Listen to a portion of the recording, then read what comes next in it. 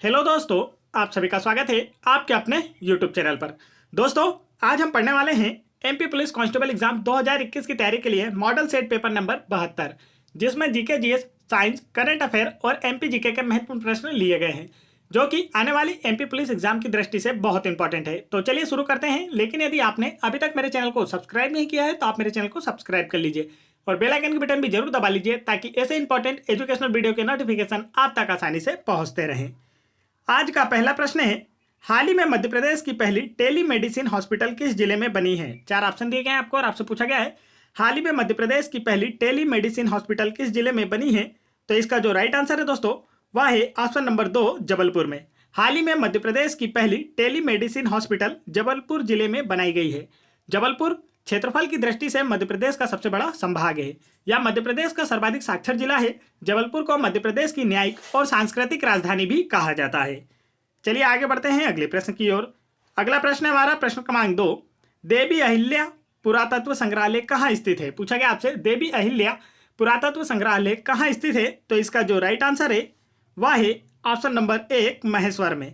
देवी अहिल्या पुरातत्व संग्रहालय महेश्वर में स्थित है। इसे अहिल्याबाई होलकर ने अपनी राजधानी भी बनाया था। होलकरों की प्रारंभिक राजधानी इंदौर थी। आगे बढ़ते हैं अगले प्रश्न की ओर। अगला प्रश्न हमारा प्रश्न क्रमांक 3, इनमें से कौन सी अलीराजपुर की एक प्रमुख जनजाति है? चार ऑप्शन दिए गया आपको और आपसे पूछा गया है इनमें से कौन सी जनजाति अलीराजपुर जिले की एक प्रमुख जनजाति है। तो इसका जो राइट आंसर है वह है ऑप्शन नंबर 2, भिलाला।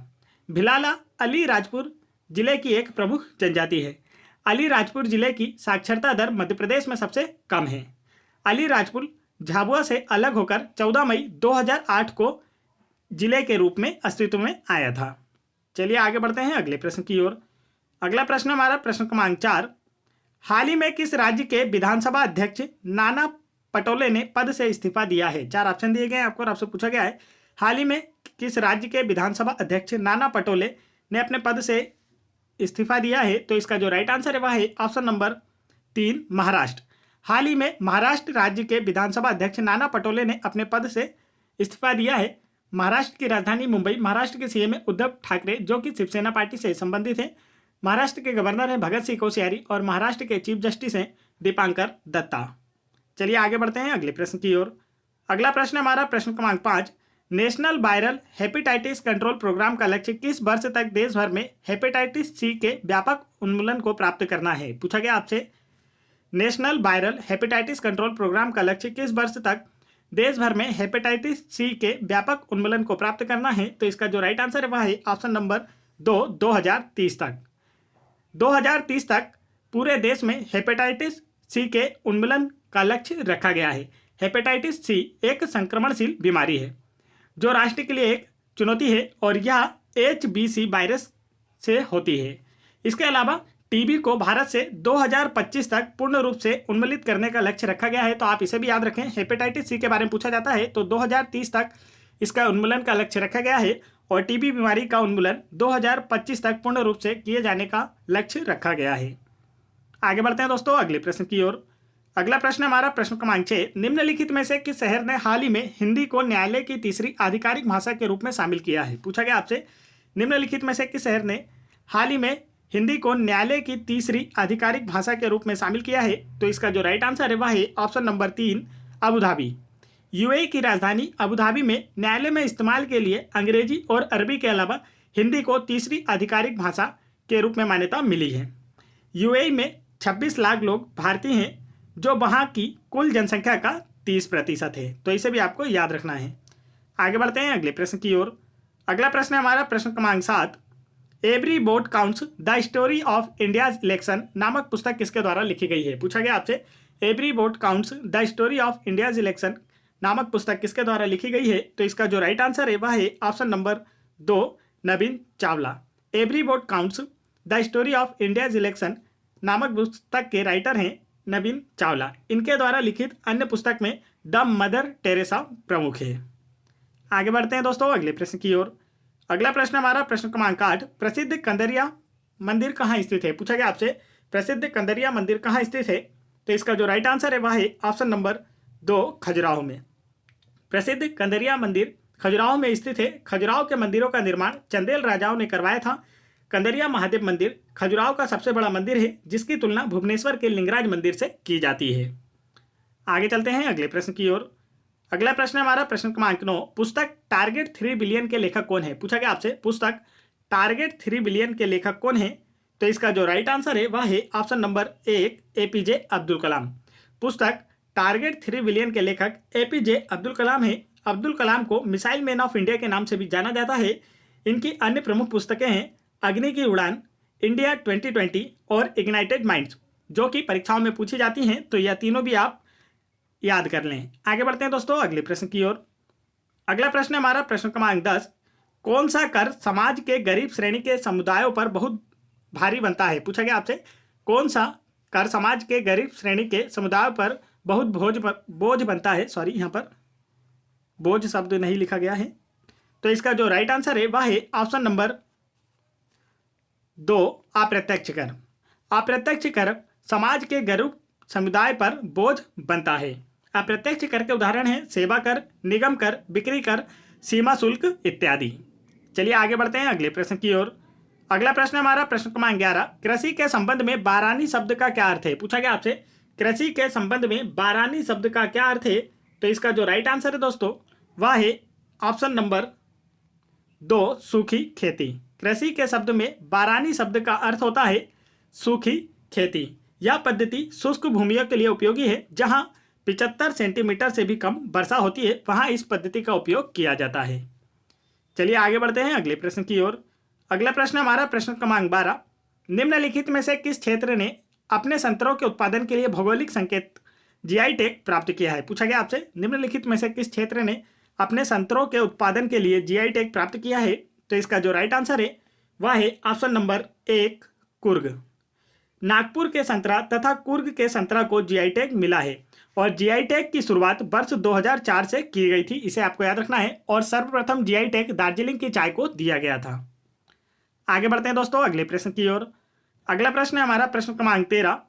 वित्त आयोग की नियुक्ति के बारे में भारतीय संविधान के निम्नलिखित में से कौन से अनुच्छेद में उल्लेख किया गया है? पूछा गया आपसे भारत में एक वित्त आयोग होगा जिसका उल्लेख संविधान के किस अनुच्छेद में किया गया है? तो इसका जो राइट आंसर है वह है ऑप्शन नंबर 4 अनुच्छेद 280।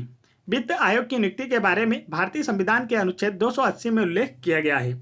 वित्त आयोग एक संवैधानिक निकाय है। इसकी नियुक्ति राष्ट्रपति के द्वारा की जाती है और यह 5 सालों के लिए नियुक्त किया जाता है। वर्तमान में भारत की वित्त मंत्री निर्मला सीतारमण है और यह भारत की पहली पूर्णकालिक महिला वित्त मंत्री हैं। आगे बढ़ते हैं अगले प्रश्न की ओर। अगला प्रश्न हमारा प्रश्न क्रमांक 14। मध्य प्रदेश में सवाई सिंह की समाधि कहाँ स्थित है? पूछा गया आपसे मध्य प्रदेश में सवाई सिंह की समाधि कहाँ स्थित है? तो इसका जो राइट आंसर है वह है ऑप्शन नंबर 4 छतरपुर में। मध्य प्रदेश में सवाई सिंह की समाधि छतरपुर में स्थित है। इसका निर्माण 18वीं शताब्दी में किया गया था। आगे बढ़ते हैं दोस्तों अगले प्रश्न की ओर। अगला प्रश्न हमारा प्रश्न क्रमांक 15। आरबीआई ने वर्ष 2021 में रेपो रेट कितने प्रतिशत रखी है? पूछा गया आपसे आरबीआई ने वर्ष 2021 में रेपो रेट कितने प्रतिशत रखी है? तो इसका जो राइट आंसर है वह है ऑप्शन नंबर 4%। आरबीआई ने वर्ष 2021 के लिए रेपो रेट 4% रखी है। जिस दर पर व्यावसायिक बैंकें रिजर्व बैंक से उधार लेती हैं उन्हें रेपो रेट कहा जाता है। आगे बढ़ते हैं दोस्तों, यदि आप लोगों को वीडियो पसंद आ रहा हो तो वीडियो को एक लाइक जरूर करें और मेरे चैनल को भी जरूर सब्सक्राइब कर लें। और यदि आप लोगों को MP police constable exam 2016, 2017, MP police sub inspector exam 2016, 2017, SSC GD constable exam 2019 एवं अन्य सभी एग्जाम्स के प्रीवियस ईयर्स पेपरों के वीडियो देखना है तो आप उन्हें मेरे चैनल की प्लेलिस्ट में जाकर वहां से देख सकते हैं। और आप इन सभी पेपर्स के लिए मॉडल सेट पेपर भी मेरे चैनल की प्लेलिस्ट में जाकर वहां से देख सकते हैं। और इन सभी वीडियोज़ की PDF फाइल फ्री में डाउनलोड करने के लिए आप मेरा टेलीग्राम चैनल ज्वाइन कर सकते हैं, जिसकी लिंक मैंने वीडियो के डिस्क्रिप्शन में दे रखी है। तो चलिए आगे बढ़ते हैं अगले प्रश्न की ओर। अगला प्रश्न है हमारा प्रश्न क्रमांक 16। बढ़ती का नाम जिंदगी निम्नलिखित में से किस बैंक की टैगलाइन है? पूछा गया आपसे बढ़ती का नाम जिंदगी निम्नलिखित में से किस बैंक की टैगलाइन है? तो इसका जो राइट आंसर है दोस्तों वह है ऑप्शन नंबर 3 एक्सिस बैंक। बढ़ती का नाम जिंदगी एक्सिस बैंक की टैगलाइन है। एक्सिस बैंक का मुख्यालय मुंबई में है। एक्सिस बैंक के वर्तमान MD और CEO अमिताभ चौधरी है और हाल ही में 3 साल के लिए इनका कार्यकाल बढ़ाया गया है। तो इसे भी आपको याद रखना है, यह भी पूछा जा सकता है। आगे बढ़ते हैं अगले प्रश्न की ओर। अगला प्रश्न हमारा प्रश्न क्रमांक 17। डॉक्टर BR अम्बेडकर द्वारा किस अनुच्छेद को संविधान का हृदय व आत्मा संदर्भित किया गया है? पूछा गया आपसे डॉक्टर बी आर अम्बेडकर द्वारा किस अनुच्छेद को संविधान की हृदय व आत्मा संदर्भित किया गया है? तो इसका जो राइट आंसर है दोस्तों वह है ऑप्शन नंबर 2 अनुच्छेद 32। भीमराव अंबेडकर ने अनुच्छेद 32 को संविधान की आत्मा या हृदय संदर्भित किया है। अनुच्छेद 32 के तहत 5 प्रकार की रीट सर्वोच्च न्यायालय के द्वारा जारी की जा सकती है। बी आर अम्बेडकर को भारतीय संविधान का जनक कहा जाता है। आगे चलते हैं अगले प्रश्न की ओर। अगला प्रश्न हमारा प्रश्न क्रमांक 18। निम्नलिखित में से किस राज्य में पश्चिमी विक्षोभ के कारण वर्षा होती है? 4 ऑप्शन दिए गए हैं आपको और आपसे पूछा गया इनमें से किस राज्य में पश्चिमी विक्षोभ के कारण वर्षा होती है? तो इसका जो राइट आंसर है वह है ऑप्शन नंबर 1 पंजाब। पंजाब राज्य में पश्चिमी विक्षोभ के कारण वर्षा होती है। यह वर्षा भारत की कुल वर्षा का मात्र 4% होती है। यह वर्षा शीत ऋतु में पंजाब व राजस्थान राज्य में होती है। आगे बढ़ते हैं अगले प्रश्न की ओर। अगला प्रश्न हमारा प्रश्न क्रमांक 19। किस अधिनियम ने ईस्ट इंडिया कंपनी के व्यापारिक एकाधिकार को समाप्त कर दिया था? पूछा गया आपको 4 ऑप्शन देकर इनमें से किस एक्ट के तहत ईस्ट इंडिया कंपनी के व्यापारिक एकाधिकार को समाप्त किया गया था? तो इसका जो राइट आंसर है वह है ऑप्शन नंबर 4 1813 का चार्टर अधिनियम। 1813 के चार्टर अधिनियम के तहत ईस्ट इंडिया कंपनी के एकाधिकार जो व्यापारिक एकाधिकार था उसे समाप्त किया गया था। इसी एक्ट के तहत भारतीयों के लिए शिक्षा पर 1 लाख हर वर्ष खर्च करने की घोषणा की गई थी। आगे बढ़ते हैं अगले प्रश्न की ओर। अगला प्रश्न हमारा प्रश्न क्रमांक 20। निम्नलिखित में से कौन सी गर्मियों की छुट्टियों के लिए मुगलों की लोकप्रिय घूमने वाली जगह थी? 4 ऑप्शन दिए गए हैं आपको और आपसे पूछा गया है इनमें से कौन सी गर्मियों की छुट्टियों के लिए मुगलों की लोकप्रिय घूमने वाली जगह थी? तो इसका जो राइट आंसर है वह है ऑप्शन नंबर 1 आगर मालवा। आगर मालवा गर्मियों की छुट्टियों में मुगलों के लिए घूमने वाली एक लोकप्रिय जगह थी। आगर मालवा 16 अगस्त 2013 से मध्य प्रदेश का 51वां जिला बना है। इसे शाजापुर से अलग करके जिला बनाया गया है। आगे बढ़ते हैं अगले प्रश्न की ओर। अगला प्रश्न हमारा प्रश्न क्रमांक 21। जरा दूरदर्शिता को सही करने के लिए आमतौर पर किस प्रकार के लेंस का इस्तेमाल किया जाता है? पूछा गया आपसे जरा दूरदर्शिता को सही करने के लिए आमतौर पर किस प्रकार के लेंस का इस्तेमाल किया जाता है? तो इसका जो राइट आंसर है दोस्तों वह है ऑप्शन नंबर 4 द्विफोक्सी लेंस। जरा दूरदर्शिता को सही करने के लिए आमतौर पर द्विफोक्सी लेंस का उपयोग किया जाता है। वृद्धावस्था में आंखों की सामंजस्य क्षमता घट जाती है जिससे व्यक्ति ना दूर की और ना ही पास की वस्तुएं देख पाता है। इस रोग के निवारण के लिए द्विफोक्सी लेंस या बाइफोकल लेंस का उपयोग किया जाता है। आगे बढ़ते हैं अगले प्रश्न की ओर। अगला प्रश्न हमारा प्रश्न क्रमांक 22। निम्नलिखित में से कौन सा एक कोयले का प्रकार नहीं है? पूछा गया आपसे 4 ऑप्शन देकर इनमें से कौन सा कोयले का प्रकार नहीं है? तो इसका जो राइट आंसर है वह है ऑप्शन नंबर 4 लोह उल्का। यह एक कोयले का प्रकार नहीं है। इसके अतिरिक्त एंथ्रासाइट, लिग्नाइट और पीट सभी कोयले के प्रकार हैं।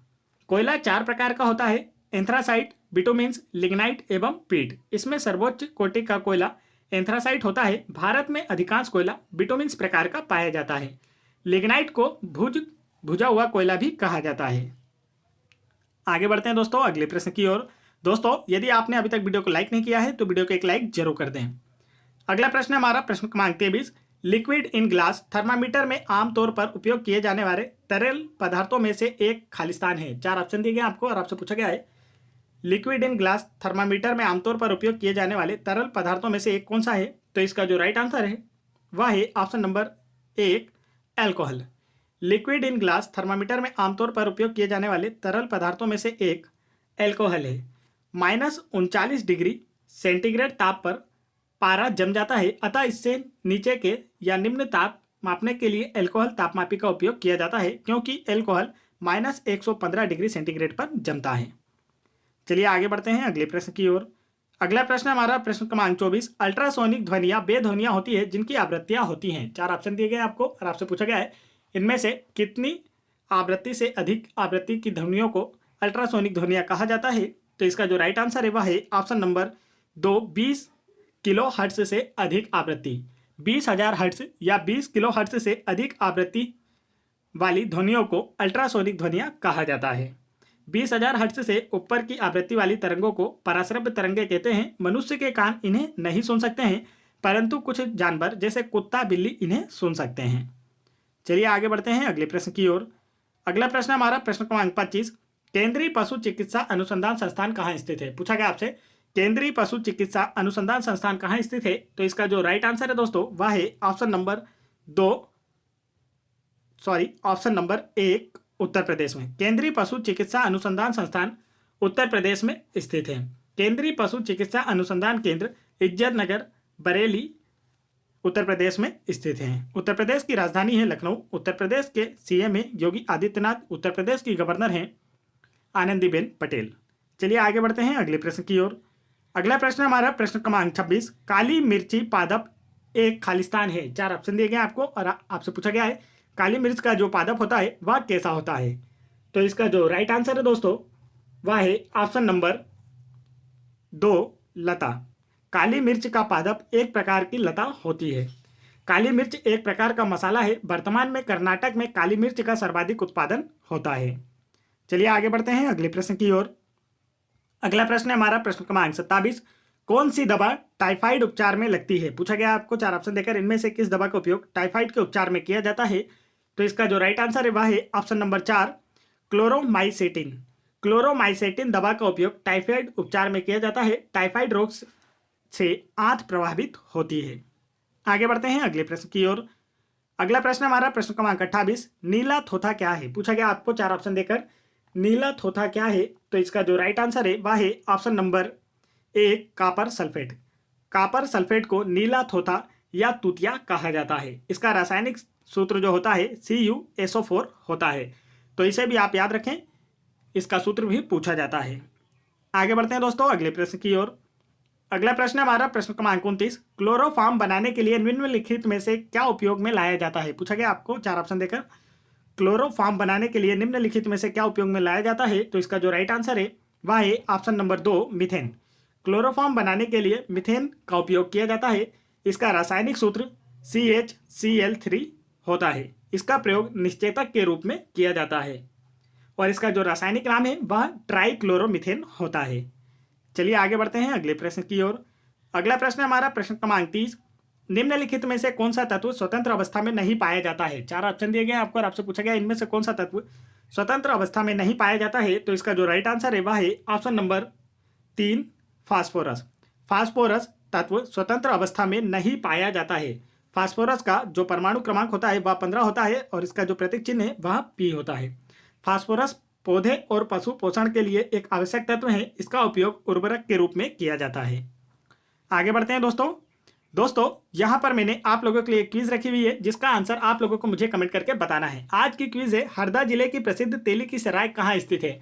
तो इसका जो राइट आंसर है वह आप लोगों को मुझे कमेंट करके बताना है और आप लोगों को यह वीडियो कैसा लगा यह भी आप मुझे कमेंट करके जरूर बताएं। वीडियो पसंद आया हो तो वीडियो को एक लाइक जरूर करें और मेरे चैनल को भी जरूर सब्सक्राइब कर लें और बेल आइकन के बटन जरूर दबा लें ताकि ऐसे इंपॉर्टेंट एजुकेशनल वीडियो के नोटिफिकेशन आप तक आसानी से पहुंचते रहें। जय हिंद दोस्तों।